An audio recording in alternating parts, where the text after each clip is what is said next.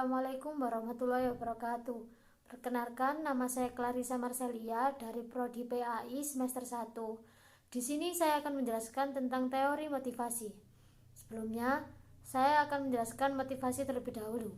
Motivasi merupakan satu penggerak dari dalam hati seseorang untuk melakukan atau mencapai suatu tujuan.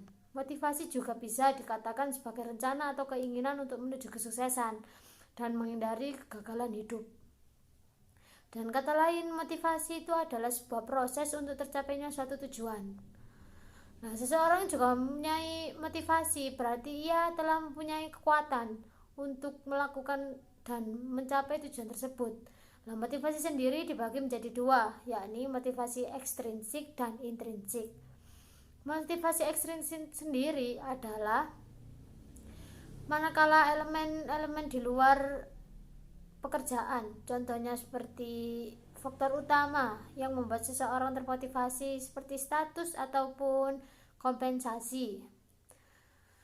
Dan motivasi intrinsik yakni motivasi yang bersifat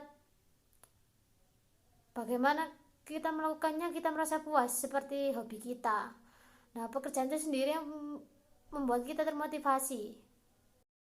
Banyak para ahli yang mengemukakan tentang teori-teori motivasi yang memiliki uraian menuju apa yang didapatkan manusia dan manusia akan menjadi seperti apa.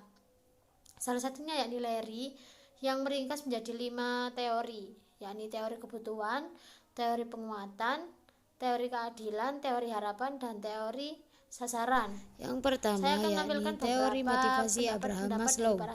Abraham Maslow mengemukakan bahwa pada dasarnya semua manusia memiliki kebutuhan pokok. Ia menunjukkan dalam 5 tingkatan yang berbentuk piramid. Orang memulai dorongan dari tingkatan terbawah. 5 tingkat kebutuhan itu dikenal dengan sebutan hierarki kebutuhan Maslow. Dimulai dari kebutuhan biologis dasar sampai motif psikologis yang lebih kompleks, yang hanya akan penting setelah kebutuhan dasar terpenuhi. Kebutuhan pada suatu peringkat paling tidak harus terpenuhi sebagai sebelum kebutuhan pada peringkat berikutnya menjadi penuntut tindakan yang penting. Dari bawah yakni physical needs, seperti contohnya makanan, minuman, dan lain-lain. Yang kedua safety needs, seperti keamanan, kenyamanan. Yang ketiga belongingness and love needs, seperti teman, keluarga. Yang keempat esteem needs, yakni perasaan melengkapi. Yang terakhir yakni self actualization, seperti potensi yang ada pada diri kita sendiri dan aktivitas yang kreatif. Yang kedua yakni teori motivasi Herzberg. Herzberg mengemukakan ada 2 jenis faktor yang mendorong seseorang untuk berusaha mencapai kepuasan dan menjauhkan diri dari ketidakpuasan. 2 faktor itu disebut faktor Higgins dan faktor motivator, atau yang biasa disebut faktor ekstrinsik dan intrinsik. Faktor Higgins memotivasi seseorang untuk keluar dari ketidakpuasan, termasuk di dalamnya adalah hubungan antar manusia dan sebagainya. Sedangkan faktor motivator atau intrinsik memotivasi seseorang untuk berusaha mencapai kepuasan, yang termasuk di dalamnya adalah pengakuan dan kemajuan hidup. Dan yang ketiga yakni teori motivasi Douglas McGraw mengemukakan 2 pandangan manusia, yaitu teori X negatif dan teori Y positif. Menurut teori X, 4 pengandaian yang dipegang manajer. Karyawan secara inherent tertanam dalam dirinya tidak menyukai kerja. Karyawan tidak menyukai kerja, mereka harus diawasi atau diancam. Karyawan akan menghindari tanggung jawab. Kebanyakan karyawan menaruh keamanan di atas semua faktor. Dan teori Y atau teori positif, karyawan dapat memandang kerjasama dengan sewajarnya. Orang akan menjalankan pengarahan diri dan pengawasan diri. Rata-rata orang akan menerima tanggung jawab, kemampuan untuk mengambil keputusan inovatif. Yang keempat yakni teori motivasi Fromm. Teori dari Fromm tentang kognitif teori atau motivasi yang menjelaskan mengapa seseorang tidak akan melakukan sesuatu yang ia yakini ia tidak dapat melakukannya, sekalipun hasil dari pekerjaan itu sangat dapat ia inginkan.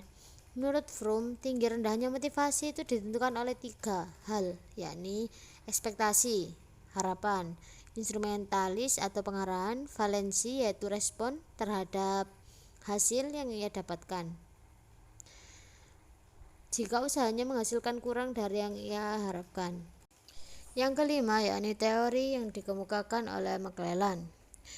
McClellan ini menyatakan bahwa ada 3 hal yang penting yang menjadi kebutuhan manusia, yaitu 1. Need achievement atau kebutuhan akan prestasi.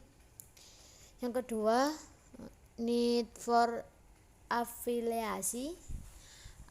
Need for afiliasi ini maksudnya kebutuhan akan hubungan sosial, hampir sama dengan social need yang dikemukakan oleh Maslow, tentang keluarga, lingkungan, dan lain-lain. Yang ketiga yakni need for power. Need for power artinya dorongan untuk mengatur. Dan yang terakhir yakni teori ERG. Lebih dikenal ERG yang dikemukakan oleh Clayton Alderfer. Clayton ini mengatakan teori motivasi ERG yang didasarkan pada kebutuhan manusia akan keberadaan, hubungan, dan pertumbuhan. Teori ini sedikit berbeda dengan teori-teori yang lain. Di sini Clayton mengemukakan bahwa jika kebutuhan yang lebih tinggi tidak atau belum dapat dipenuhi, maka manusia akan kembali pada gerak yang fleksibel dari pemenuhan kebutuhan dari waktu ke waktu dan dari situasi ke situasi.